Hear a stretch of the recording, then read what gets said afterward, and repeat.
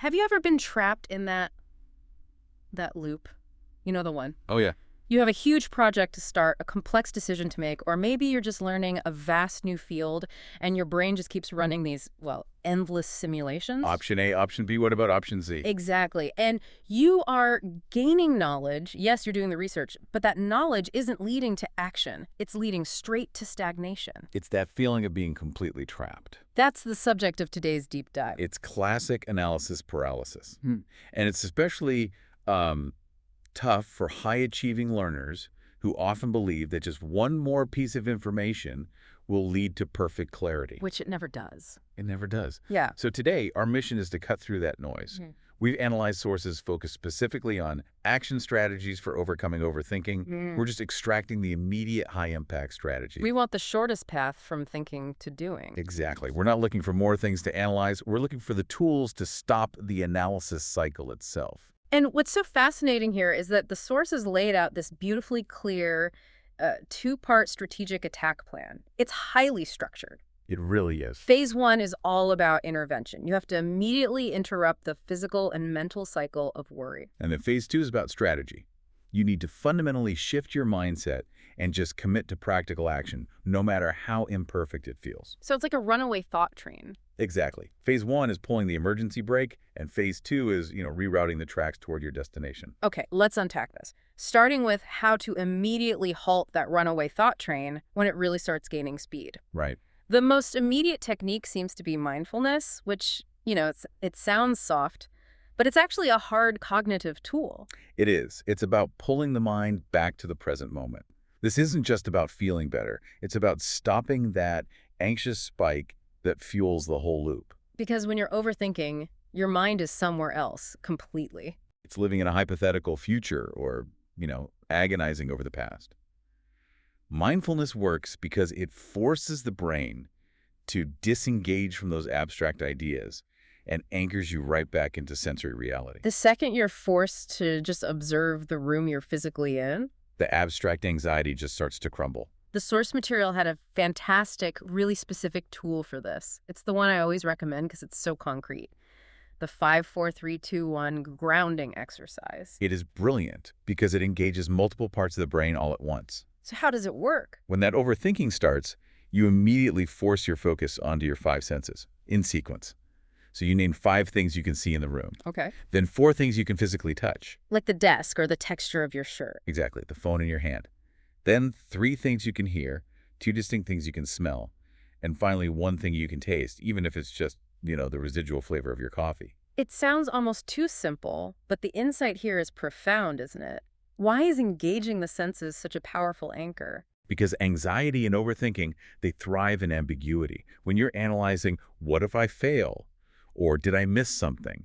Those are purely abstract concepts. You're not real. Not yet, anyway. By engaging your senses, you are shifting your focus from that abstract anxiety to concrete, verifiable reality. You're forcing your brain to acknowledge the simple truth of your current safe surroundings. So it's like a cognitive reset button. That's a perfect analogy. It just interrupts that anxiety pathway. That sensory shock is so useful for grounding, but once we're grounded, how do we stop the thoughts from instantly spiraling back? We've pulled the brake, but the mental content is still rattling around. That's when we move to the next cognitive strategy, which is confronting the thoughts themselves. The data suggests overthinking is often fueled by cognitive distortions. Unhelpful patterns of thinking, right? Yeah, things like catastrophizing, where we assume the absolute worst-case scenario is inevitable. So you acknowledge the anxious thought, but, and this is vital, you acknowledge it without judgment. You see it, you label it. But you don't instantly accept it as truth. So we're not fighting the thought, we're what? Cross-examining it. Exactly. You critically question it. You ask, is this thought helpful right now? Does analyzing this actually lead me closer to an action or just further into a loop? And most importantly, You ask, is this based on a verifiable fact or is it based on a fear-driven story I'm telling myself? So often, the things we worry about just don't stand up to a factual cross-examination. We mistake probability for possibility. I see the power in that, but what if the sheer volume of anxious thoughts is overwhelming? Let's say I'm juggling 10 high-stakes worries. Stopping to cross-examine each one might take all afternoon. I feel like another form of analysis paralysis in itself. Right. That's a very common problem. And when the volume is too high, the sources strongly suggest leveraging externalization. This is where journaling comes in, but not as catharsis. It's more like a cognitive dump. You mean just writing it down? Writing it down. It's not just for reflection. It's a physical act that gets the anxiety out of your head. It's a literal transfer of the burden. It is. When a worry stays inside your head, your brain sees it as an immediate threat it has to constantly process and hold.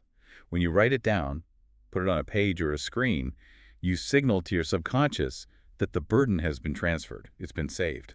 And the sources say this actually works. The source material notes it can significantly reduce overall anxiety.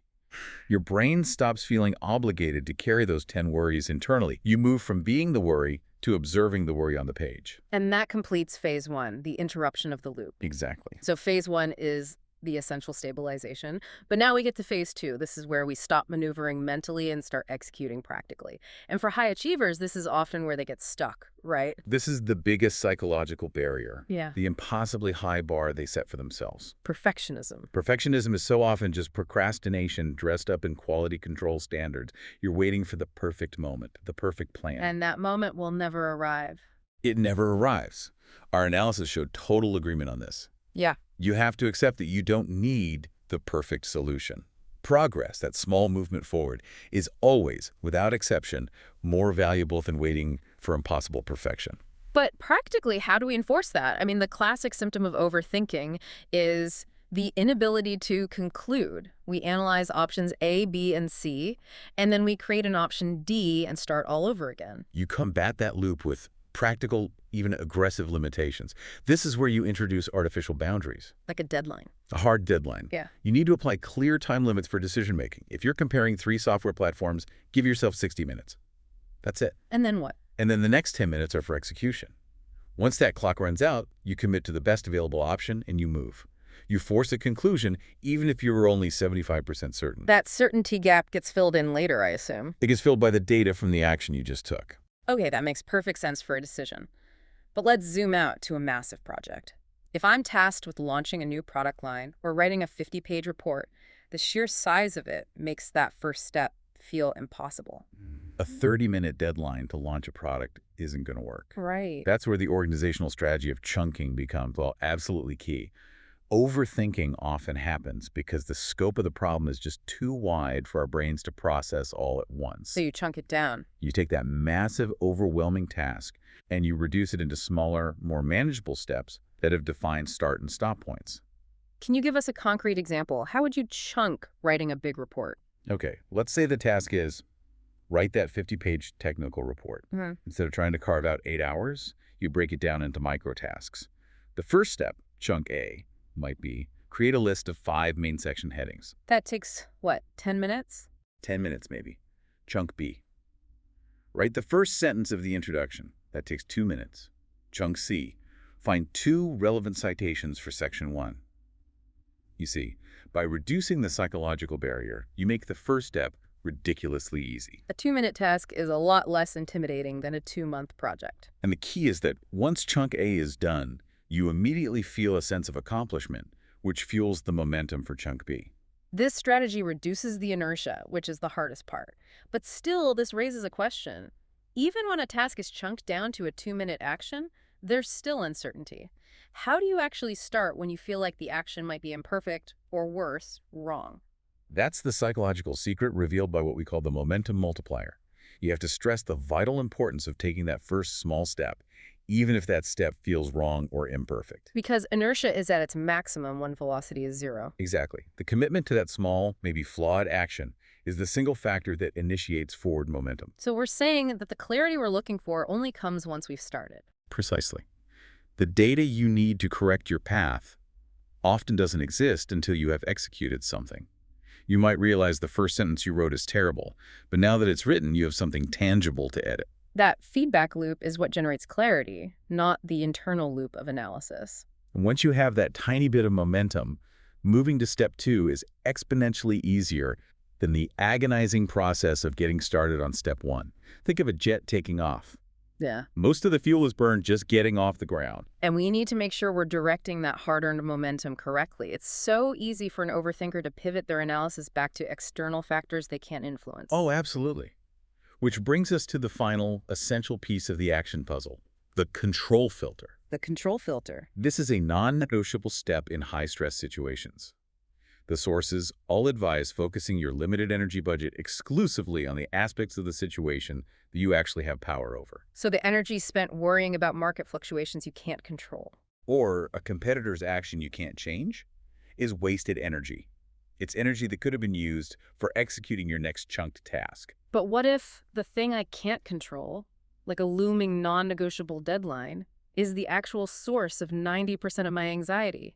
How can I truly stop analyzing it? That's an excellent point. You don't ignore the constraint. You can't. Instead, you use the constraint as context for what you can control. Okay, so For instance, you can't control the deadline, but you can control your output schedule, your sleep, your decision to use the junking strategy to meet it. The control filter forces you to shift from analyzing the problem to analyzing your response. you ask yourself, can I influence this? Yes. If I can't influence it, I stop analyzing it. If I can influence it, I immediately apply a time limit, I use chunking, and I execute. That's such a critical concept. It's not about ignoring reality. It's about directing your finite mental power only toward controllable input. Exactly. You acknowledge the uncontrollable, but you refuse to let it consume your mental resources. Your resources are for movement only. So let's synthesize this for you, the listener. If you're finding yourself trapped in those exhausting thought loops, remember the sequence. First, interrupt the cycle. Use immediate grounding techniques like that 5-4-3-2-1 method, or just write it all down to get it out of your head. Second, challenge the validity of that worry. Is it helpful? Is it even fact-based? And then you have to decisively shift away from perfectionism. Which means setting hard, non-negotiable time limits for every decision you face. And finally, combat the sheer size of overwhelming tasks by using chunking. Reduce those large obstacles into tiny, almost ridiculous steps. And most importantly, commit to that first imperfect action to build immediate, powerful momentum. Directing your energy only where you have control. These strategies aren't just advice. They are practical, scientifically backed tools designed to shortcut that mental resistance that comes with overthinking. They turn your information input into tangible results. So what does this all mean for you, the learner? If your goal is efficient knowledge acquisition that translates into real results, these tools are your shortcut to action. They turn information from an input that fuels endless worry into an asset that drives immediate execution. You've done the analysis, now it's time to move. And here is the final provocative thought we want to leave you with. Clarity is often not achieved through planning. It doesn't matter how exhaustive your spreadsheets are. Right. Clarity is almost always revealed after the first small, imperfect action is taken. So your homework is to identify one thing you've been agonizing over today. A complicated email, a delayed task, a small decision, and right now, use the chunking method. Define your immediate 2-minute imperfect first step. And then just execute it. You might be truly surprised at how quickly the rest of the path reveals itself just as soon as that inertia is broken.